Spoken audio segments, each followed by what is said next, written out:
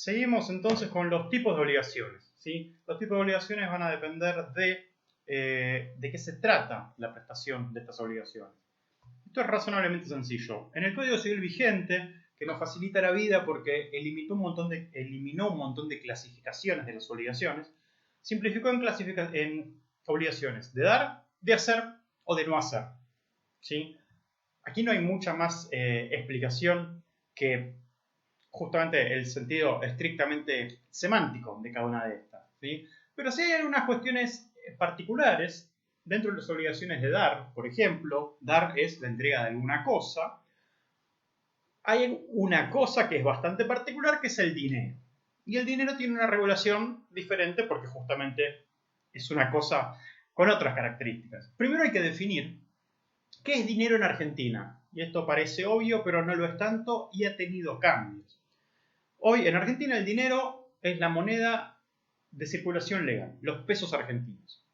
Lo había sido durante mucho tiempo, pero no lo fue durante toda la historia.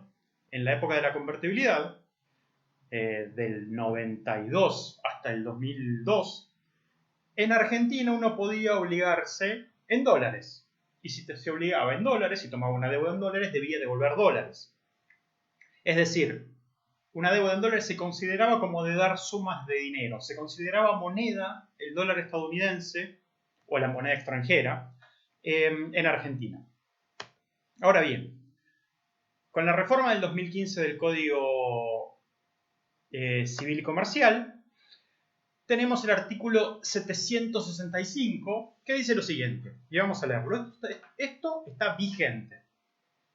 La obligación es de dar dinero si el deudor debe cierta cantidad de moneda determinada o determinable al momento de constitución de la obligación. Hasta ahí es claro. Si por el acto por el que se ha constituido la obligación se estipuló dar moneda que no sea de curso legal en la República, es decir, dinero que no son pesos argentinos, la obligación debe considerarse como de dar cantidad de cosas, y lo más importante viene ahora, y el deudor puede liberarse dando el equivalente en moneda de curso legal.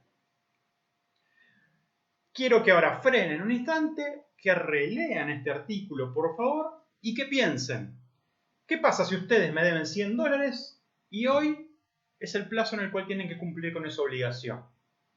En función de lo que está vigente por el artículo 765, de la situación económica y de otras cuestiones económicas que ustedes conozcan de Argentina. Esto también vale, por ejemplo, para Venezuela. Si ustedes hoy me deben 100 dólares y este artículo está vigente, ¿cómo pueden pagarme? Respecto a una deuda en dólares, entonces, con la redacción que teníamos en la convertibilidad, si alguien debía 100 dólares, para pagar esa obligación, es decir, para desobligarse, para extinguir la obligación, había que entregar 100 dólares. Con esta redacción, que está ahora vigente, si ustedes deben 100 dólares, me deben 100 dólares, hoy, con un tipo de cambio oficial de 66 pesos, ustedes podrían cumplir con su obligación, podrían pagar, por supuesto dando los 100 dólares, o pagándome 660 pesos, el equivalente en pesos a esos 100 dólares según el valor oficial del dólar. Y lo que es más relevante, esta situación de poder desobligarte de una deuda en dólares pagando en pesos al tipo de cambio oficial es una facultad, una posibilidad que tiene el deudor. Y ustedes podrán pensar, pero si en la obligación original esto estaba estipulado en dólares y no decía que el deudor tiene la posibilidad de desobligarse en pesos, ¿es válido que yo le dé a usted pesos, 660 pesos, en lugar de darle los dólares correspondientes? Bueno, aquí vemos de vuelta cómo el orden público aparece por sobre los convenios entre partes. ¿Por qué el deudor puede desobligarse pagando pesos? Bueno, porque lo dice la ley. Varias veces, como les digo, vamos a encontrar esta respuesta a determinadas preguntas. Aun cuando la obligación sea solamente pagar dólares, la ley da la posibilidad, sin ningún convenio extra, sin ningún cambio en la obligación original, sin tener que ir a la justicia, pagar el equivalente de esos dólares en pesos desobliga al deudor. Y es bien relevante esto verlo como una posibilidad que tiene el deudor para desobligarse. Ahora bien, si ustedes me debían 100 dólares y me pagan 660 pesos, yo no puedo reclamarles después a ustedes los 100 dólares. ¿Por qué? Porque ustedes, en función de la legislación vigente, han efectuado el pago acorde a la normativa vigente. Entonces, se considera pagada y cumplida la obligación, se extingue la relación jurídica, desaparecen las posibles acciones que yo tuviera. A continuación, ustedes tienen un video que profundiza esto. Cuando se discutió esto en el 2015, se hablaba de la especificación de deudas en dólares. Bueno, estrictamente no es una especificación, no es que la deuda que estaba en dólares se transforme en una deuda en pesos. Por supuesto, ustedes pueden pagar dólares, pero con un dólar paralelo a más de 100 pesos, el dólar oficial a 66, claramente hay mucho incentivo para no pagar 100 dólares, sino con esos 100 dólares venderlos en el mercado paralelo, hacerse de más de 1000 pesos, pagarme 660 y quedarse con la diferencia, ¿sí? No es estrictamente una especificación de deudas en dólares, pero claramente genera un incentivo para este manejo que les acabo de explicar. Y además, nosotros la primera vez que dimos este tema, estábamos todavía en el último gobierno de Cristina Fernández, en donde esto era un problema claramente porque había cepo. Luego, en los últimos años, le bajamos la discusión a esto, porque al no haber cepo cambiario, no parecía algo tan relevante. Bueno, hoy vuelve a serlo, así que para los que quieran profundizar en este tema, tienen en el PowerPoint un video sobre este tema. Esto fue una profundización, el tema del pago en pesos, de las obligaciones de dar. Hacemos punto y pasamos a las obligaciones de hacer. En las obligaciones de hacer, claramente estamos enfocados en una actividad y estamos hablando de prestar un servicio o realizar algún hecho. ¿Sí? Estamos hablando de una actividad, alguna tarea que realiza alguna de las partes de esta obligación. Claramente está enfocado en una actividad, en una tarea. Por lo tanto, a mí me interesa, a la persona acreedor de esta obligación, le interesa que esa tarea se cumpla. Y esto lo quiero marcar para diferenciar respecto a la ejecución con las obligaciones de dar. Cuando hay una obligación de dar, y en particular de dar sumas de dinero, por supuesto uno quiere el pago, pero la ejecución, algún tipo de ejecución, la venta judicial de los bienes, algún tipo de ejecución forzada, satisface bastante bien el interés original. Si me tenían que dar plata y no me pagan, un tiempo después yo consigo esa plata y algún interés o alguna indemnización. Con lo cual el interés, por supuesto, no se cumple tal como había sido pactado al principio, pero se satisface de una forma bastante similar. En las obligaciones de hacer, no es tan claro que uno pueda satisfacer el interés original que tenía a través de la ejecución. Ustedes piensen en una obra de arte, un espectáculo, una clase. Si la persona que tenía que hacer esa prestación no la cumple, la ejecución forzada que puede tener el deudor, lo tienen ahí en pantalla, es exigirle que cumpla, intimarlo a que cumpla, que sería lo ideal. En segundo lugar, hacerlo cumplir por terceros, lo cual en no muchos casos va a estar satisfaciendo el interés original porque justamente se contrató, se obligó con la primera persona, o reclamar daños y perjuicios. Daños y perjuicios es dinero. Pero si mi interés original era que me dieran una clase, que me pintaran una casa, después que me den dinero, es verdad, me compensa, pero es bastante diferente al interés original. Ejemplos de obligaciones de hacer, bueno, ya les dije algunos.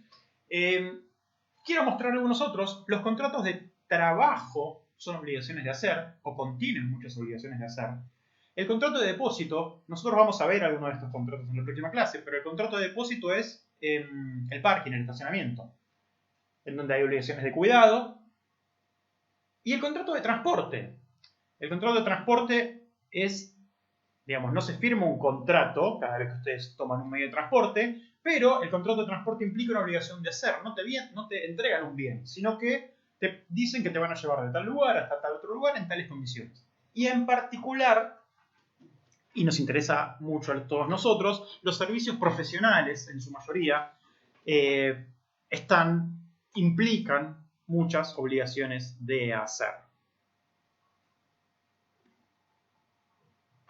Hablé recién de la posibilidad que tiene el acreedor de una obligación de hacer, de exigir el cumplimiento o de pedir indemnización.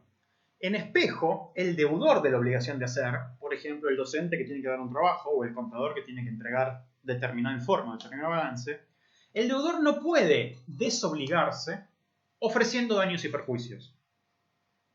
Y esto tiene que ver con lo que decimos recién. Como lo importante, como la prestación es una actividad, no puede elegir el deudor pagar a través de un pago de daños y perjuicios. Es decir, la idea es que se cumpla la actividad. El acreedor es el que puede elegir ante un incumplimiento, pedir el cumplimiento o ir por daños y perjuicios. No puede el deudor elegir entre cumplir o pagar. El deudor tiene que cumplir. En todo caso, pagará si, solo si hay un incumplimiento y ante ese cumplimiento el deudor prefiriera exigir una indemnización resarcitoria. ¿Sí? ¿Está claro? Entonces acá es interesante ver que el artículo 631, este que acabo de explicar, sin leerlo, el que prohíbe que el deudor ofrezca como pago satisfacer los intereses o los perjuicios, esto limita la libertad del deudor. ¿Sí? Solamente el acreedor puede elegir entre el cumplimiento o los daños y perjuicios. El deudor tiene que cumplir sí o sí. Vimos hasta acá entonces obligaciones de dar, obligaciones de hacer, y vamos a ver las obligaciones de no hacer, que parecen menores pero tienen bastantes puntos interesantes en temas de negocios. La obligación de no hacer, no hay gran explicación que dar respecto a la definición, es abstenerse de alguna actividad.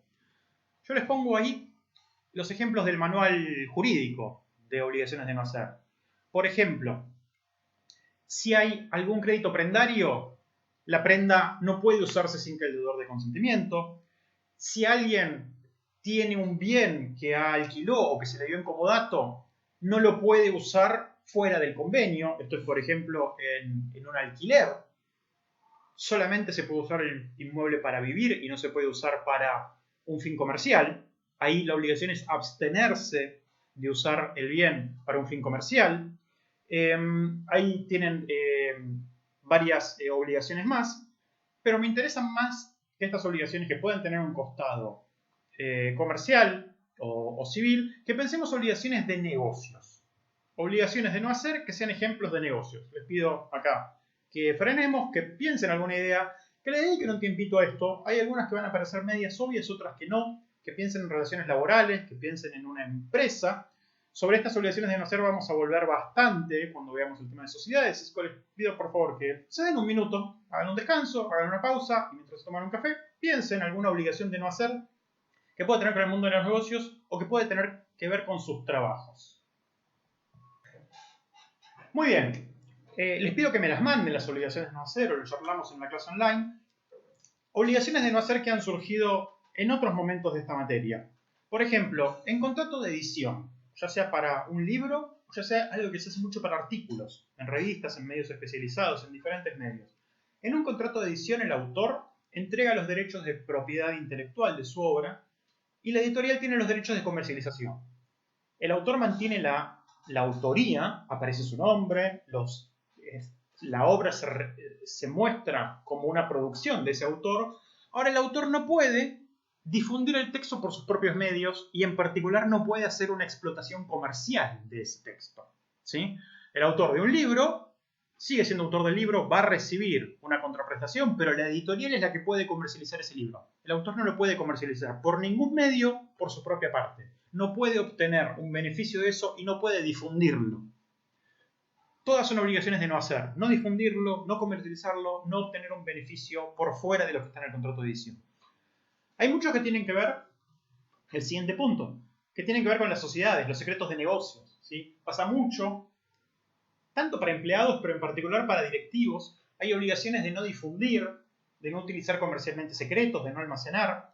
El año pasado, una empresa muy grande de servicios públicos, teníamos, igual que como todos los años, teníamos varias personas que trabajan en sistemas. Bueno, me pueden ayudar ustedes mejor que yo. Hay muchos ejemplos en donde una persona que desarrolla un sistema para una empresa tiene acceso a un montón de información, o bien mucha información de la empresa queda almacenada. Corríjanme por favor si me equivoco, pero queda almacenada en los servers de estas personas que hacen determinada prestación para la empresa. Entonces es importante, si no queda otra que almacenarla, obligar a que no se pueda utilizar comercialmente, o no almacenarla la información si técnicamente esto fuera posible. Son todas obligaciones de no hacer. Y además hay obligaciones, como las del final, las incompatibilidades, si ustedes lo piensan, son obligaciones de no hacer. Es decir, si usted es síndico de una sociedad o usted es directivo de una sociedad, no va a poder hacer actividad comercial que compita con esa sociedad. Eso es una obligación de no hacer. Y vamos a ver, también hay en cuestiones laborales, hay un montón de incompatibilidades que al final del día, traducidas jurídicamente, implican obligaciones de no hacer.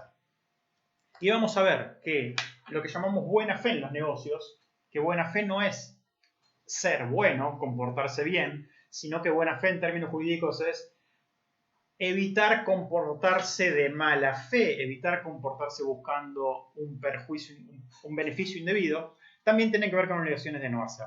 Sobre este punto vamos a volver bastante cuando veamos la clase de sociedades. Y les pido que sigamos pensando obligaciones relacionadas con su trabajo, de hacer, de no hacer, obligaciones de dar. La ayuda para pensar esto es que tengan que ser obligaciones patrimoniales y obligaciones exigibles. La idea de esto es, por supuesto, como les digo siempre, bajar lo que acabamos de ver a la cotidianidad de nuestros negocios y después, cuando veamos contratos y sociedades, poder recuperar esas obligaciones y ponerlas a jugar en los próximos temas. Seguimos en el video próximo.